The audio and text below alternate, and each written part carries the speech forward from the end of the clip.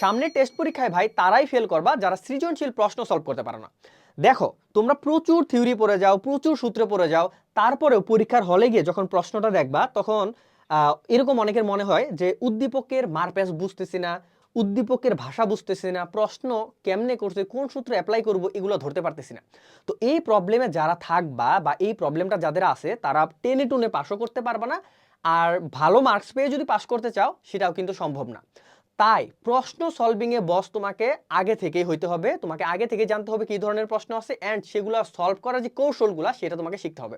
এখন কথা হলো কিভাবে শিখবা। প্রচুর পরিমাণে যদি নিজে নিজে টেস্ট পেপার সলভিং করো তাহলে এটা শেখা সম্ভব, অথবা আরেকটা সহজ মেথড হলো আমরা যারা এক্সপার্ট আছি তাদের থেকে তোমরা এই জিনিসটা শিখে ফেলতে পারো।